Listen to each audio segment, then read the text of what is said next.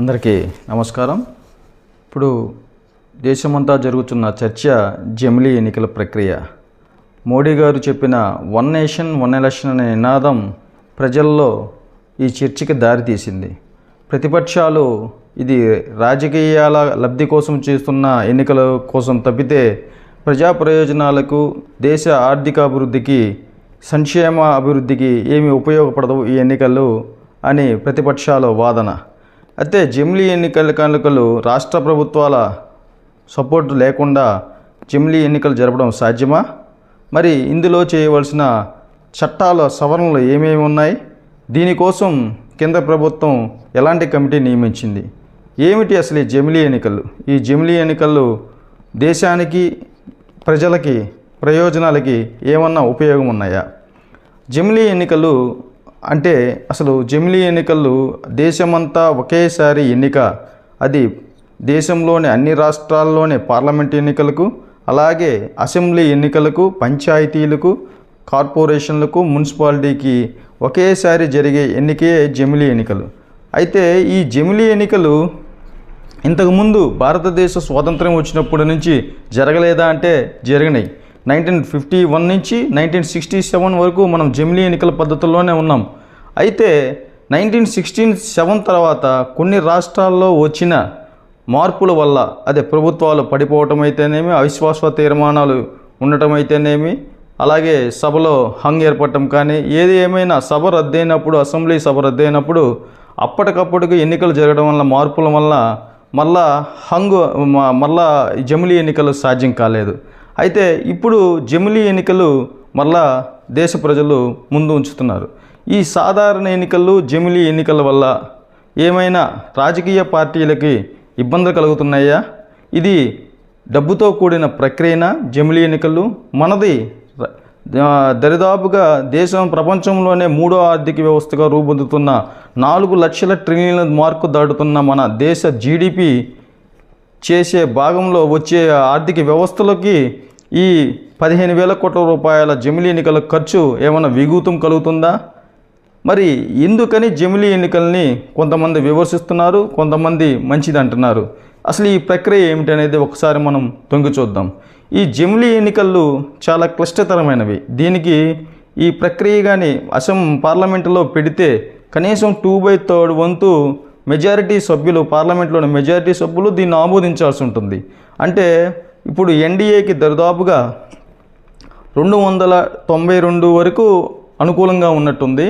ఇంకా 543 మందిలో 2/3 అంటే దాదాపుగా 360 మెంబర్సు ఈ జమిలీ ఎన్నికలకి అనుకూలంగా లోక్సభలో ఓటింగ్ జరగాల.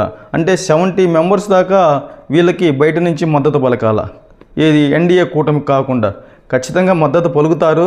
ఎందుకంటే ఈడీ, సిబిఐ కేసులో ఉన్న వాళ్ళంతా కూడా మోడీ గారు ఏది చెప్తే అది చేయాల్సిందే అని ఒక వాదన జనాల్లో. అయితే ఈ లోక్సభలోనే కాకుండా రాజ్యసభలో కూడా మోడీ గారు, ఎన్డీఏ గవర్నమెంట్కి ఖచ్చితంగా ఇంకా బలం కావాల్సి ఉంది. 120 మాత్రమే ఇప్పుడు ఉన్నాయి. వాళ్ళకి రేపు 2/3 గెలవాలి అంటే 162 రావాలి. అంటే దాదాపుగా 40 మెంబర్స్ రాజ్యసభలో కూడా మిగతా పార్టీ నుంచి సపోర్ట్ దొరకాలి. ఖచ్చితంగా ఒకవేళ పార్లమెంటులో ఆ బిల్లు పాస్ అయినా సరే ఇంకా రాజ్యాంగ సవరణలు దాదాపుగా ఒక 6 వరకు జరగాల్సి ఉంది. అవి 83 ఆర్టికల్ కానీ, 85 ఆర్టికల్ కానీ, 172 ఆర్టికల్ కానీ, 174 ఆర్టికల్ కానీ, 356 కానీ, 324 కానీ, అంటే రాష్ట్రపతి పాలన పెట్టే అధికారం కాడి నుంచి దాదాపుగా ఈసీకి అధికారం కల్పించే ఆర్టికల్స్ అన్నీ కూడా మనం మోడిఫికేషన్ చేసుకుంటా, రాజ్యాంగ సవరణలు చేసుకుంటా రావాలి.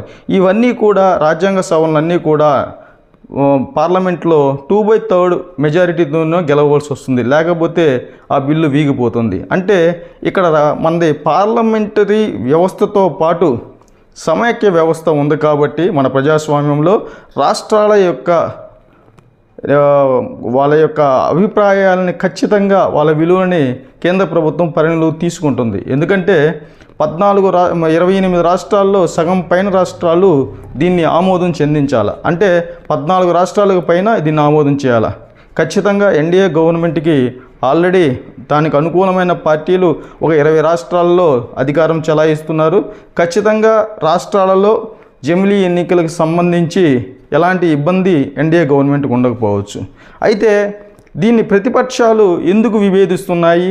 ఇది నిజంగా ప్రజాస్వామ్యంలో సంక్షేమ పథకాలకు ఆటంకంగా మారే ఎన్నికలు అంటే అలాంటివి ఏమీ ఇబ్బందికరంగా లేదు. ఏ ఎన్నికైనా సరే అప్పటికప్పుడు జరిగితేనే ప్రజాస్వామ్యం అని కాంగ్రెస్ చీఫ్ మల్లికార్జున గారు అంటున్నారు. అయితే ఈ అనుకూలంగా ఉన్న పార్టీలు ఏమేమి ఉన్నాయి, ఏమేమి లేవు అంటే కాంగ్రెస్తో సహా దేశంలో ఉన్న ప్రధాన పార్టీలు ఒక 14 పార్టీల వరకు కూడా అనుకూలంగా లేవు. అదే ఎన్డీఏ కూటమికి దాదాపుగా ఒక 20 పార్టీలు మాత్రం అనుకూలంగా ఉన్నాయి. అంటే టోటల్గా దేశంలో ఉన్న ప్రధాన పార్టీలు అన్నీ కూడా జమిలీ ఎన్నికలకి అనుకూలంగానే వ్యవహరిస్తున్నాయి. అయితే ఇంత తర్జనా భర్జన మధ్య ఈ జమిలీ ఎన్నికలు సాధ్యాసాధ్యాలపై కేంద్ర ప్రభుత్వం ఎలా ముందుకెళ్తుంది? దీనికి ఏదైనా కమిటీ వేసింది. మాజీ రాష్ట్రపతి రామ్నాథ్ కోవింద్ అధ్యక్షతన ఒక ఉన్నత శ్రేణి కమిటీ వేసింది.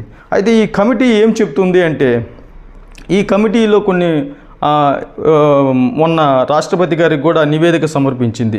ఈ నివేదికని కేంద్ర ప్రభుత్వం కూడా కేంద్ర కేబినెట్ ఆమోదం చెందింది. దీని త్వరలోనే బిల్లు పెట్టబోతున్నారు. అయితే ఈ జమిలీ ఎన్నికల్లో ఉన్న ప్రధానమైన అంశాలు, ఆ నివేదిక ఇచ్చిన అంశాలు ఒకేసారి పార్లమెంట్ ఎన్నికలు, రాష్ట్ర అసెంబ్లీ ఎన్నికలు ఒకేసారి జరగాలి దేశం మొత్తము అని ఒక అంశంగా మొదటి అంశంగా పెట్టారు. రెండో అంశంగా అసెంబ్లీ ఎన్నికలతో పాటు పార్లమెంట్ ఎన్నికలు 100 రోజులు ఎన్నికలైన 100 రోజుల లోపు పంచాయతీ ఎన్నికలు, మున్సిపాలిటీ ఎన్నికలు, కార్పొరేషన్లకు జరగాలి అని రెండవ మాటగా చెప్పారు. మూడవ మాటగా ఎప్పుడైనా అవిశ్వాస తీర్మానం ఏర్పడినప్పుడు కానీ, సభలు రద్దయినప్పుడు కానీ కాలపరిమితి ఒక 5 సంవత్సరాల కాలపరిమితి అక్కడి నుంచి వీగిపోయిన కాలానికి ఉన్న మిగిలిన కాలానికి మాత్రమే ఎన్నికలు నిర్వహించాలి అని చెప్పారు. అయితే దీనికి అపాయింటెడ్ డేట్గా ఏది ప్రకటిస్తారు అంటే మొదటిగా లోక్సభ ఏ రోజైతే సభ జరుగుతుందో ఆ రోజు నుంచి అపాయింట్ డేటెడ్గా పరిగణించి రాష్ట్రాలకి కాల పరిమితి నిర్ణయించాలి అని కమిటీ నివేదించింది. అయితే ఈ కమిటీ నివేదికలోని ఇంకొక ప్రధాన అంశము అన్ని రాష్ట్రాలకి దేశంలోని ప్రజలందరికీ ఒకే ఐడెంటిటీ కార్డుని, గుర్తింపు కార్డు ఎన్నికల కోసం ఇవ్వాలి అనింది. మరొక అంశం ఈవీవీ ప్యాట్లు కానీ ఎన్నికల ప్రక్రియకు సంబంధించిన మెటీరియల్స్ అన్నీ కూడా ముందుగా సిద్ధం చేసుకోవాలి. దానికి సంబంధించిన ప్రక్రియ అంతా కూడా రెడీ చేసుకోవాలని చెప్పింది. ఇంకొక పాయింట్ ప్రత్యేక రక్షణ చట్టాన్ని ఒకదాన్ని జమిలీ ఎన్నికల కోసం తీసుకురావాలి అన్నది. ఇక్కడే ఒక ముఖ్యమైన అంశం వస్తుంది. ఎందుకంటే ఉన్న ఎలక్షన్ కమిషన్ రాజ్యాంగబద్ధ సంస్థకే ఇంతవరకు స్టాట్యూటరీ రూల్స్ లేవు, ఓన్లీ ఎగ్జిక్యూటివ్ వర్క్స్ తప్పితే. వీళ్ళకి ఇక్కడే లేదు. రేపు ప్రత్యేక రక్షణ చట్టం తెచ్చినా ఇది ఈసీ కన్నా పవర్ఫుల్గా పనిచేసి ప్రజాప్రతినిధుల మీద, వాళ్ళు పెట్టే ఖర్చుల మీద, వాళ్ళ మీద ఉన్న కేసుల మీద, వాళ్ళ మీద ప్రవర్తన నియమాల మీద ఏమైనా ప్రయోజనకరంగా ఉంటుందా ప్రజలకి? ఖచ్చితంగా ఈ పొందుపరిచిన అంశాలని రాబోయే రోజుల్లో చర్చకి దారితీస్తాయన్నది కనబడుతున్న అంశం.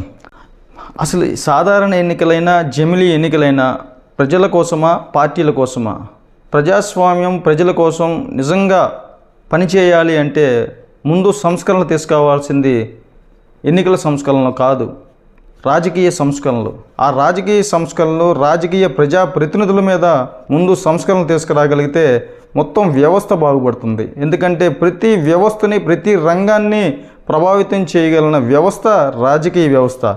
రాజకీయాల్లో ఎన్నో ఈడీ కేసులు, సిబిఐ కేసులు ఎన్ని ఉన్నా కూడా ఇంతవరకు న్యాయ వ్యవస్థ ద్వారా వాళ్ళకి శిక్షలు పడకుండా ఏదో సాధిస్తాం, జమిలీ ఎన్నికల వల్ల దేశ అభివృద్ధి ముందుకెళ్తుంది అంటే నమ్మటానికి ప్రజలు ఎవరు సిద్ధంగా లేరు. ముందు ఒకే రూల్ ఆఫ్ లా, ఒకే జస్టిస్ ఫర్ ఆల్ ఇలాంటి ముందు సమాజంలో తీసుకురావాలి అంటే ఆ ముందు ప్రారంభం కావాల్సింది రాజకీయ నాయకుల మీదే. రాజకీయ నాయకుల మీద యాక్షన్ తీసుకోకుండా సామాన్య ప్రజల మీద మీరు ఎప్పుడైతే ఈ జూలం విధులుస్తూ ఉంటారో, మీరు ఎంత దేశానికి 4 ట్రిలియన్లు కాదు, 5 ట్రిలియన్లు కాదు, 6 ట్రిలియన్ల జీడిపి వచ్చినంత మాత్రాన ప్రజా జీవితంలో మార్పులు రావు. మీరు మార్పులు తీసుకురావాల్సింది ఎలక్షన్ కమిషన్ ఆఫ్ ఇండియాలో, రిప్రజెంటేషన్ ఆఫ్ పీపుల్ యాక్ట్, ప్రజాప్రాతినిధ్య చట్టం 1951లో, అలాగే న్యాయ వ్యవస్థకి ప్రత్యేక అధికారాలు, మీరు ఇలాంటి వాటికి ఒక ప్రత్యేకమైన చట్టాలు కల్పించి ప్రజాప్రతినిధులు చేసే అవినీతిలోనే కానీ వాళ్ళ మీద కానీ మీరు స్పష్టమైన మార్పు కానీ తీసుకురాగలిగితేనే మీరు ఏ ఎన్నికలు జరిగినా ప్రజాస్వామ్యానికి విఘాతం కలగకుండా ప్రజలకి చక్కని పాలన అందుతుందని నా అభిప్రాయం. జై జనసేన.